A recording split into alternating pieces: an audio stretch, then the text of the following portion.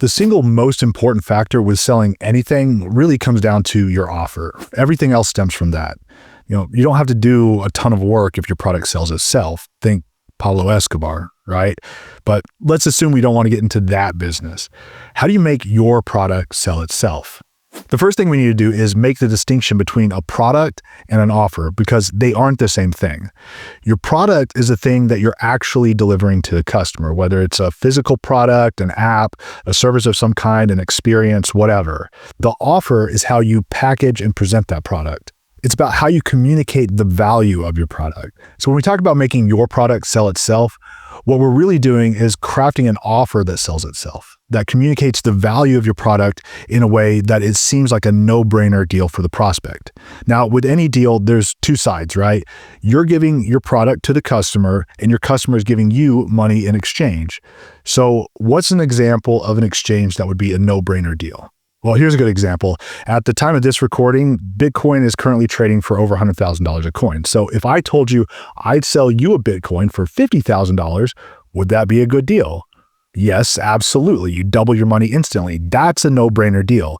Assuming, of course, that you don't think it's such a good deal that it might be a scam, which is another thing to consider, but that's a topic for another video. So the point is that if your prospect believes the value they will get when they buy your product is higher than the cost that they'll pay to get it, it's a no-brainer deal. And the more certain your prospect is that the value that they're getting is higher than the cost, it becomes even more of a no-brainer. So how do we create a no-brainer offer? The obvious thing that most people jump to is, well, why don't we just give them more stuff, right? Instead of one widget, we'll give them two for the same price. The problem is that only works if your prospect already values your widget. The truth is, more often than not, simply throwing more stuff in to sweeten the deal isn't going to do the trick. Not to mention, that can quickly become unprofitable depending on what you're selling. In reality, most of the time, the key to crafting the perfect offer really comes down to understanding what your market really wants. And that can actually be a challenge sometimes, especially considering that oftentimes your market doesn't even know what it wants. Henry Ford is famously quoted as saying that if he had asked his customers what they wanted, they would have said a faster horse. Steve Jobs once said the customer doesn't know what he wants until you show it to him. When you understand the root cause of what your market really wants, that's when you can craft an offer that feels irresistible. People didn't actually want a faster horse. They wanted to get from one place to another faster and easier. They didn't want an iPod. They wanted to have all their favorite songs in their pocket. They don't just want your product. They want the transformation it gives them. But sometimes what they think they want is not actually what's going to get them their desired result. And this is where you have a big opportunity to create an irresistible offer. If you can uncover what your market really needs, even when it's different from what they think they want, and then position your product as the bridge to that solution, your offer becomes the obvious choice. I'll tell you a quick story about how my good friend's father actually ended up pioneering an entire industry, understanding a client's problems better than they did. So this was back in the 70s when affirmative action was rolling out to the private sector companies in the US. And they're all trying to keep up with these new regulations around hiring minorities.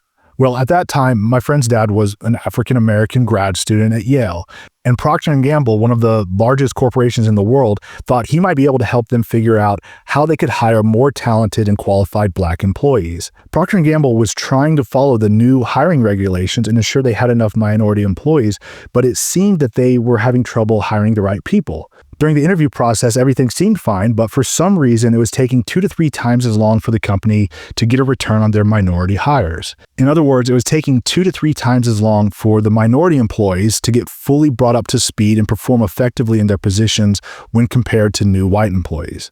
So Procter & Gamble hired my buddy's dad to come in and help them figure out how to improve their hiring process to attract better qualified minority employees. But what he found was there was no hiring problem. They were actually hiring very talented workers of all ethnicities. So what was the problem? If Procter & Gamble were hiring the right people, why was it taking so long to get them up to speed to perform their job duties effectively? Now remember, this was back in the 70s, and this was a time when there was still a bit of racial tension between white people and Black people. It wasn't hate or dislike or anything like that. It was simply that these two communities had been mostly separate for so long that they really didn't know how to interact with one another. As a result, 3 things were happening that were causing the problem at Procter & Gamble. The first may seem fairly obvious. The white employees would all hang out together and the black employees would all hang out together. As a result, the more experienced white employees that had already been working at Procter & Gamble for quite a long time would naturally take the new employees around them under their wings and bring them up to speed. So that gave the white employees a little bit of an advantage. The second reason was due to management. The white managers had no problem calling out and reprimanding the white employees when they made a mistake, but they didn't do that to the black employees because they didn't want to look racist. The black employees didn't get called out if they were underperforming. The managers simply encouraged them, told them they were doing a good job and that they'd get it eventually. So the black employees weren't getting the same level of support and one-on-one training that the white employees were getting from managers and more experienced workers. And then finally, the third factor was that the black employees didn't want to ask for help because they didn't want to look stupid. So the problem wasn't in the hiring process, it was in the onboarding and training process. The racial tension had to be addressed. Effective team building training, focusing on issues of helping white employees and minorities see that they had more in common than differences, that was the solution. Problem solved. After that, there was no longer a discrepancy in the amount of time it took to bring new employees up to speed, regardless of race. Procter & Gamble thought they had a hiring problem, but they really had a team building problem. And that's when my friend's dad went on to pioneer diversity inclusion training back in the 70s, and he grew this into a multi-million-dollar business. So what does this have to do with crafting the perfect offer? Well, the business that was created, really at its core, is just team building training. That's what the product is. But the way it was packaged and presented spoke directly to a pain point that a lot of companies were experiencing at the time. Not only did this position the offer as high value in the mind of the prospects that needed this in their organizations, it also had a unique value proposition that no one else was addressing, which made it a no-brainer offer. So that's the foundation of crafting the perfect offer. Speak to your prospect's pain with your unique solution that will help them achieve their desired outcome better, faster, easier, more effective, or cheaper than alternative solutions. But remember, the key is in communication. It doesn't matter that you have the best product. It matters that your prospect understands and believes you have the best product. And again, this starts with speaking directly to their pain point, not the problem that your product actually solves. Because just like with Procter & Gamble in the 70s, your prospect might not actually know what their real problem is. They just know the pain they're experiencing as a result. Think about it like this. If you have a stomach ache, you're experiencing a physical pain. Your desired outcome is no more pain. You go to the doctor because you don't know what the actual problem is. You just know that it's causing you pain. You don't know what the solution is because you don't really know what the root problem is. That's why you go to the doctor. Oftentimes, it's the same in your market. Don't speak to the problem which your product actually solves. Speak to the pain that your prospect is feeling. For example, let's say you own a gym. A problem that your customers have is that they don't have treadmills and weights at home. But the pain that they might be feeling is they're feeling out of shape, tired, overweight, and low on confidence. If you sell a scheduling software, a problem your customers might have is that they don't have a simple system for booking and managing appointments. But the pain this causes is the embarrassment of double bookings, lower revenue from missed opportunities, stress from feeling disorganized. In the Procter & Gamble example, the problem they thought they had was that they didn't know how to hire the right minority employees. The problem they really had was they didn't have a system for seamlessly integrating the minority employees into the company culture after they were hired.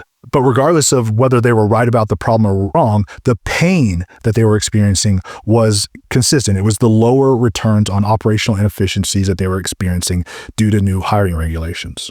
So that's the first part of really crafting the perfect offer, being able to speak to your prospect's pain and offer a solution. Once your prospect believes that you have a solution that will alleviate their pain and or help them achieve their desired outcome, now you have something they want. The next question is it worth it? Just because you have something they want doesn't mean it's worth the price tag. Now we have to position your offer as being worth more than the cost to your customer. What is the cost of not taking your offer? Help them understand that it will be more expensive to decline your offer than it will be to accept and buy from you. Here's a quick example. Imagine that you offer a weight loss friendly meal planning and prep service for $400 a month. At first, that might sound expensive until you help your prospect do the math. They realize, oh, I'm already spending $600 a month on groceries plus another $400 a month eating out. That's $1,000 a month on food. Now, all of a sudden, $400 a month isn't expensive at all. It's actually saving them money, helping them lose weight, and removing the stress of planning every meal. Now the price is no longer an issue because they're actually losing money if they decline your offer. Now, that's a no-brainer offer. When your prospect believes that you have a solution that will alleviate their pain and or help them achieve their desired outcome, and they also believe that it will cost them more to say no than to say yes, now you have an offer they can't refuse. Okay, so I hope all this makes sense, in theory at least. It all sounds good. But what happens when the rubber meets the road?